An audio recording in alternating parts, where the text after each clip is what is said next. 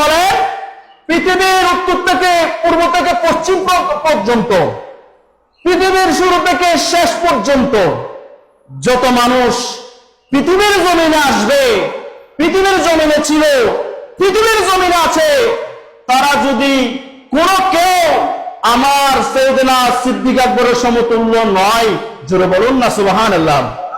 সেজন্য নবী আলাইহিস সালামদের পরে যার অবস্থান তিনি হচ্ছেন সিদ্দিক আকবর। তাহলে বোঝা যায় আমার রাসূল অতীতে জানেন, বর্তমানে জানেন, ভবিষ্যতে জানেন, পূর্ব জানেন, পশ্চিমে জানেন। নাইলে আমার রাসূল বলতো না পূর্ব থেকে পশ্চিম পর্যন্ত যত মানুষ আসবে, আছে, ছিল, সকল মানুষ হচ্ছে আমার সাইয়েদনা সিদ্দিক আকবর সেরা। সাইয়েদনা সিদ্দিক আকবর সেরা। সাইয়েদনা সিদ্দিক আকবরের তুলনায় আর কেউ হতে পারে না।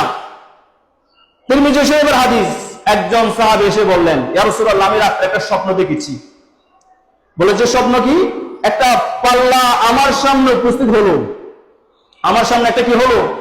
পাল্লা উপস্থিত হলো। দেখলাম প্রথম পাল্লার মধ্যে ওমর আল ফারুক সিদ্দিক আকবরকে মাপা হলো। আমি দেখলাম ওমর আল ফারুকের চেয়ে সিদ্দিক আকবরের ওজনটা বেশি ছিল। ওজন কি ছিল? এরপর ওমর আল ফারুকের সঙ্গে উসমান জুন্নুরাইনকে মাপা হলো।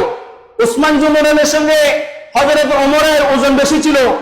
এরপরে মাওলা আলী এবং উসমানকে মাপা হলো। উসমানের ওজন বেশি ছিল। ইয়া রাসূলুল্লাহ, এই তাকবীর কি? আমার রাসূল বললেন, এই তাকবীর হচ্ছে আমার সাহাবায়ে কেরামের মধ্যে মর্যাদায়, খেলাফতে, শ্রেষ্ঠত্বে এরা গিয়ে আছে। জোরে বলুন না সুবহানাল্লাহ। আর আমার আল্লাহ সালাম দিয়েছেন। ইয়া রাসূলুল্লাহ, আপনাকে সালাম। জিবরাইল আমিন বললেন, ইয়া রাসূলুল্লাহ, আপনাকে আল্লাহ সালাম দিয়েছেন। আল্লাহ সালাম দিয়েছেন কাকে? নবীকে। আর বলেন যে আপনার বন্ধু সিদ্দিক আকবরকে সালাম। সিদ্দিক আকবরকে জিজ্ঞেস করবেন, উনি তো ইসলাম কবুল করার আগে ধনবান, বিশাল বিত্তশালী, পেশাওয়ালা লোক ছিল। ঈমান গ্রহণ করার পরে ওনার কাছে আর কোনো ধন সম্পদ নাই। উনি একেবারে ফকিরি হালত গ্রহণ করে ফেলেছে। এই তো ওনার কোনো আক্ষেপ, কোনো হতাশা আছে কিনা? আমরা তো হতাশ, হায় হতাশে আমরা জীবন যাপন করি। হ্যাঁ, এটা পাইলাম না, ওটা করলাম না, এই চাকরি চাললাম কেন, এটা করলাম কেন? মুমিনের জীবনে হায় হতাশ থাকতে পারবে না। মুমিনকে আল্লাহ যেভাবে রাখে, মুমিনকে ওভাবে থাকতে হবে। যেভাবে আল্লাহ দিয়েছে অতটুকুর মধ্যে আল্লাহর শুকর আদায় করতে হবে, নিয়ামতের কৃতজ্ঞতা আদায় করতে হবে। মুমিনের জীবনে হায় হতাশ, মুমিনের জীবনে অপ্রাপ্তির দীর্ঘশ্বাস ফেলানোর সুযোগ নাই। সাইয়েদনা আবু বকর সিদ্দিক বলে দিলেন, ইয়া রাসূলুল্লাহ, কি বলেন? কান্না করে দিলেন, আমি গরিব হয়েছি, ফকির হয়েছি, আর এতে কোনো আক্ষেপ নাই।